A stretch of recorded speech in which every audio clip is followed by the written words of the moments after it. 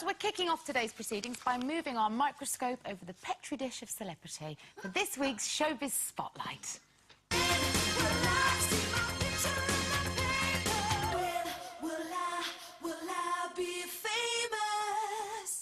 First up, this week we've learned that for the last 50 years, bless them, two Cliff Richard fans, there they are, have seen their Bachelor Boy idol more than 8,000 times.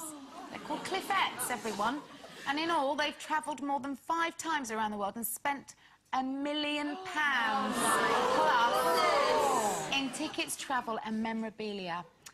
Now, that is devotion. £1 million? £1 million. 5 times around the world. So can you understand that level of devotion? And have you ever gone to extreme lengths to get up close and personal with one of your idols? Well, I say good for them, actually, because, I mean, Cliff Richard I am actually related to. He's my mother's cousin's husband's cousin's cousin, and we're very close. So I can understand following Cliff. Have you ever spoken to Cliff? No, I think he actually runs away if he ever hears my name. He goes, take that woman away.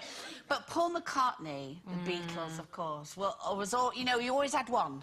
Yeah. And Paul McCartney was it. And I actually, if he came on this show, I would not speak. I would be paralysed. Oh, get him I could not. I mean, I have to say, I met Steve McQueen once, but I was sick all over him, so that changed that. And I met Alan Alda on here. You know Alan Alda from MASH? Yeah. And he sat next to her and I'd read his book and everything, and I just went,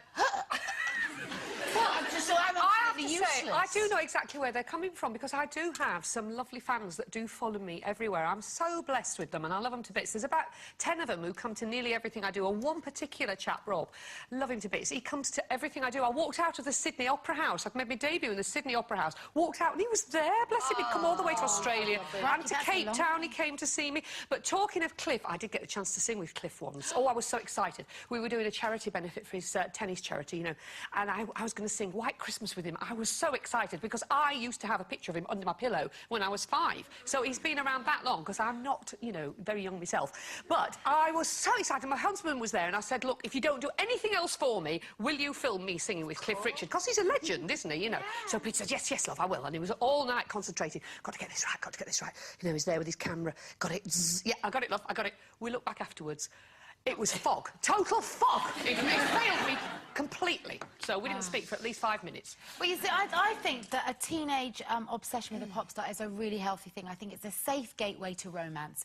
It's a great way to experience all those feelings of kind of lust and angst, and, you know, and for me, I spent all of those emotions on George Michael. Wasted, I know, my gaydar wasn't on them, girls. Well, I've got to say, Kate, I'm with you on George Michael, and I went to Wham! The final. But I'm so jealous. I was there, a proper George Michael fan, but I actually went to New York to stalk Liza Minnelli. No. I did. I did. I say I'm a gay man in a woman's body. I went to New York. She was taking over Julie Andrews and Victor Victoria. And me and my mum went to New York. We booked tickets. I remember it was -5, and I had this big coat on, this big stupid hat. And I stood outside the stage door, and we were waiting for ages. It was freezing. And we had a disposable camera. And I said to my mum, I said, when she comes out, I'm going to put my face next to hers. Take the photo quick, right? So eventually there's this kerfuffle. She comes out and I put my face next to her, and this hand comes in and pushes me face out. So the photo I've got is this hand pushing my face out and Liza going, like this, right? 6 months later, I do Celebrity Big Brother and I get to play Roxy Hart in Chicago. One night there's a knock on my dressing room door. I open the door and Liza Minnelli's there. She come to see me and she walked in. She come to see me. Oh, she didn't remember me, no. She just come to see me in the shower and she walked in and she went, oh, I loved your Roxy. The name on everybody's lips is gonna be. And I'm looking, I thought, if only she knew that photo 6 months ago. Exactly. Well, let's see if this gets you excited, girls, because next up, the Aston Martin DB5, driven by James Bond in Goldfinger, will go up for auction later this year, where it's expected to fetch a cool £4 million. Now, it's thought to be the only remaining car with the trademark Bond gadgets and gizmos. So, would this get you hot under the collar, behind the wheel? Would you like to have a little ride with the Bond DB5? Any vintage car. I'm a sucker for vintage cars. Many years ago, we had an Aston, a very old one. It didn't cost very much money in those days, but it was gorgeous to wear. But Arthur, my Arthur, who I've always been in love with, who died a long time ago, had a yellow E-Type.